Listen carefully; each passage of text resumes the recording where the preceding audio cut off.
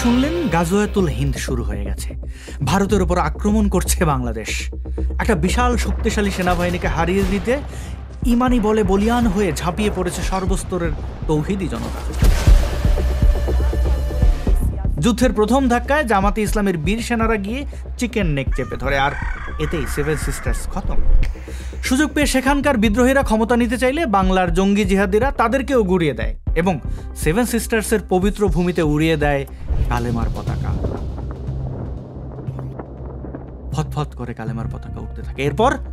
এরপর তৌহিদি জনতারা কয়েক ভাগে ভাগ হয়ে অভিযান শুরু করে পশ্চিমবঙ্গে। কে নেই সেই যুদ্ধে? সদ্য প্রতিষ্ঠিত এনসিপির জিহাদিরা আছে হাসনাত আবদুল্লাহর নেতৃত্বে, চরমনাই পীরের নেতৃত্বে আছে তার মুরিদি কাফেলা, মামুনুল হকের নেতৃত্বে আছে হেফাজতের লড়াকু সৈনিকেরা, এমনকি ফরাদ মাজার, ইলিয়াস, পিনাকি ভট্টাচার্য আর মাহমুদুর রহমানের নুরানি টিমেও যোগ দিয়েছে অনেকেই। হিজবুত তাহরির, জামায়াতুল মুজাহিদিন, আনসারুল্লাহ বাংলা টিম, আওয়ামী লীগ, বিএনপি সবাই একই ছাতার নিচে একই পতাকার ছায়াতলে দাঁড়িয়েছে।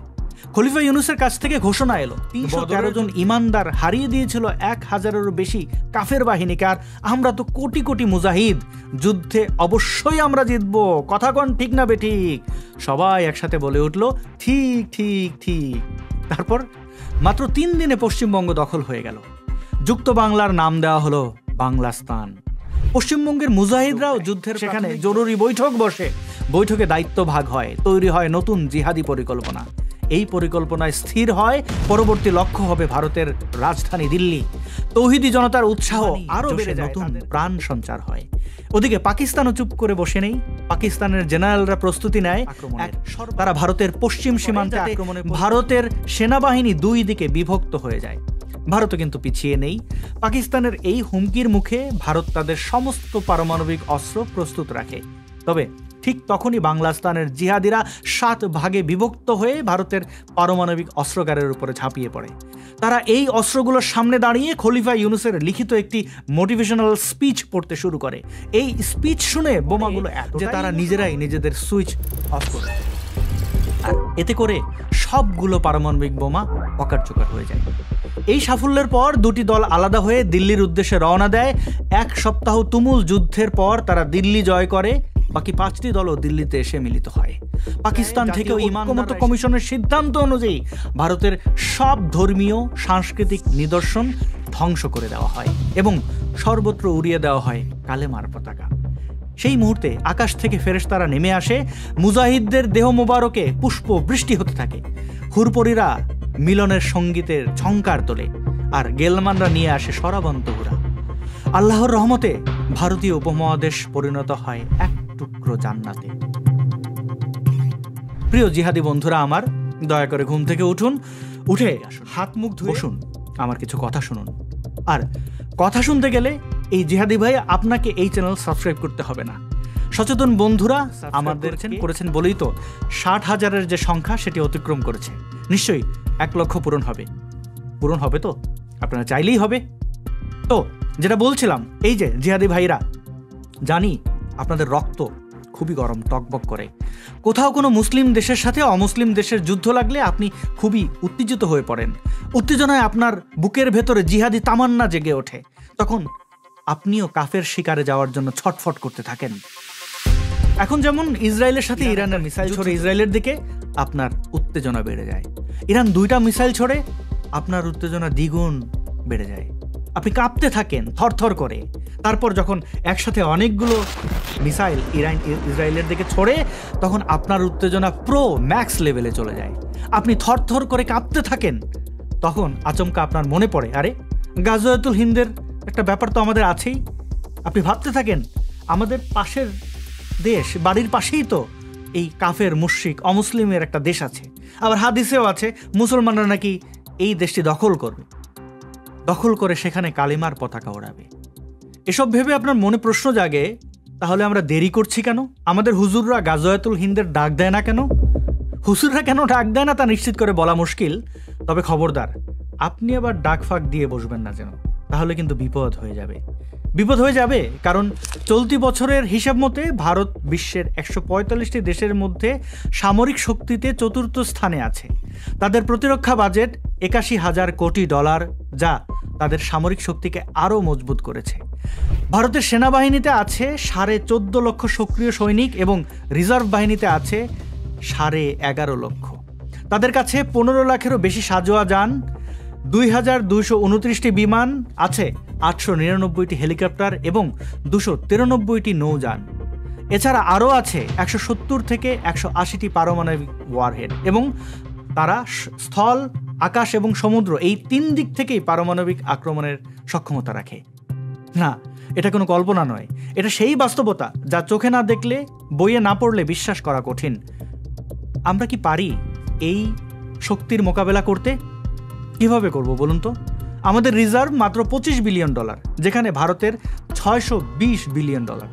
ভারত আমাদেরকে অস্ত্র কিনতে দেবে কিনা সেটা পরের কথা। প্রথম প্রশ্ন হলো, অস্ত্র কেনার টাকা কোথায়?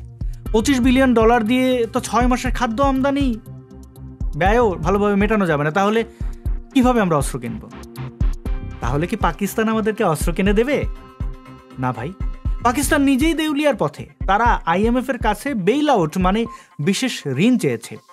এই ঋণ মূলত তখনই কোনো দেশ চায় যখন রুটি কেনার টাকাই থাকে না, হালুয়া তো অনেক পরের কথা। আর আমাদের অস্ত্র কিনে দেওয়ার কথা তো ভাবাই যায় না। তবুও স্বপ্নের ইরান আর তুরস্ক একসাথে আমাদের জন্য অস্ত্র কিনে পাঠালো। কিন্তু সমস্যা হলো, বাংলাদেশের 3 দিকেই ভারত ঘিরে আছে। তারা আমাদের আকাশপথ, সমুদ্রপথ সবকিছুই বন্ধ করে দেবে। অস্ত্র তো দূরের কথা, খাদ্য জ্বালানি আমদানিও বন্ধ হয়ে যাবে। জনগণ না খেয়ে মরতে হবে। 1971 সালে মুক্তিযুদ্ধের সময় ভারত প্রায় 1 কোটির বেশি শরণার্থীকে আশ্রয় দিয়েছিল। আজ যদি ভারতের সাথে আমাদের যুদ্ধ লাগে, তখন আমরা কোথায় যাব? বঙ্গোপসাগরে? মিয়ানমার তো রোহিঙ্গাই আমাদের দেশে পাঠিয়ে দিয়েছে, আমাদের আশ্রয় দেওয়া তো এনিওয়ে। তো কে আমাদের আশ্রয় দেবে? নাকি সবাইকে শহীদ হতে আমরা বাধ্য করব? তাহলে কি আমরা যুদ্ধ করব না? মানে এত অন্ধকার চতুর্দিকে, শুধু না না, কি হবে আমাদের? না, আমরা যুদ্ধ করব না। ভারত কি বাংলাদেশ দখল করে নেবে? তাহলে না, ভারত বাংলাদেশ দখল করে নেবে না। ভারতের মাথায় এমনিতেই অনেক বোঝা, নতুন করে বইবার মতো এরকম বাংলাদেশি বোঝা, সাধ বলুন বা সাধ্য, কোনোটাই ভারতের নেই। তবুও যদি দখল করে নেয়, মানে অনেকের তো ভাবনা থাকতে পারে, সেই প্রশ্নের উত্তর হচ্ছে না, নেবে না। আন্তর্জাতিক সমালোচনার কারণে ভারত এককভাবে বাংলাদেশের সঙ্গে যুদ্ধে জড়াবেই না। তবে এটাই একমাত্র কারণ নয়। মূল কারণ হলো, বাংলাদেশের স্বাধীনতা যুদ্ধে ভারতও ওতপ্রোতভাবে জড়িত ছিল। 71-এ 7 কোটি মানুষের মুক্তি সংগ্রামে তারাও রক্ত দিয়েছে, প্রাণ দিয়েছে। তারপর তাদের উপস্থিতিতে এবং জেনেভা কনভেনশনের কারণে তাদের আমাদের কাছে 93,000 সৈন্যসহ পাকিস্তানি সেই হানাদার মিলিটারি বাহিনী নির্লজ্জ আত্মসমর্পণ করেছে, নাকে খত দিয়ে আত্মসমর্পণ করেছে। বেশ কিছু মাস জেল খেটে তারপরে নিজেদের দেশে যান নিয়ে পালিয়েছে। তো পৃথিবীর ইতিহাসে এটাই সবচেয়ে বড় সামরিক আত্মসমর্পণ, আর রাষ্ট্র হিসেবে এটাই এখন পর্যন্ত ভারতের সবচেয়ে বড় অর্জন। তারা এই গৌরব বিসর্জন দিতে চাইবে না। তবে আমরা যদি আরেকটি পাকিস্তান মানে জঙ্গি রাষ্ট্র হয়ে উঠি, তাহলে ভবিষ্যতে কি হবে তা বলা কঠিন। এই মুহূর্তে আমাদের একমাত্র প্রতিরক্ষা হলো, আমরা যুদ্ধ করতে না চাইলে আমাদের সাথে যুদ্ধ করতে কেউই পারবে না। সেকুলার শিক্ষিত দেশ গড়ে তুলি, তাহলে আমাদের উপর হামলার কোনো অজুহাত কেউ খুঁজে পাবে না। কিন্তু জিহাদি উন্মাদনার ফলে আমরা যদি নিজেদের দুর্নাম করি, তাহলে আমাদের পাশে কেউই থাকবে না। গাজার দিকে তাকান, 50,000-এরও বেশি মানুষ মারা গেছে, তবুও কিন্তু বিশ্ব নীরব।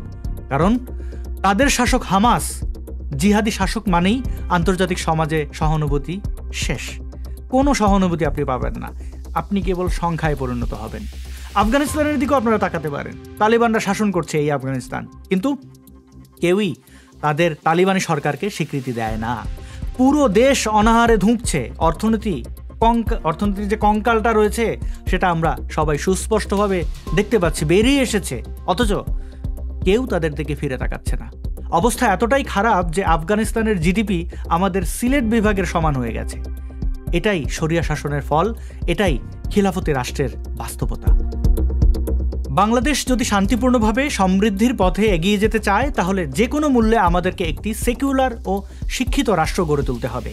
কোনোভাবেই ভারতের সঙ্গে জিহাদি মনোভাব নিয়ে শত্রুতায় জড়ানো যাবে না, বরং ন্যায্যতার ভিত্তিতে নিজেদের হিস্সা বুঝে নিতে হবে। অর্থনৈতিক সমৃদ্ধির জন্য ধর্মীয় মগজধোলাই থেকে বেরিয়ে নারী পুরুষের সমতা নিশ্চিত করতে হবে। উৎপাদনে নারীর ক্ষমতাকে কাজে লাগাতে হবে এবং অবশ্যই মুক্তিযুদ্ধকে ভুলে থাকতে চলবে না। কারণ এটাই আমাদের অস্তিত্বের ভিত্তি। দর্শক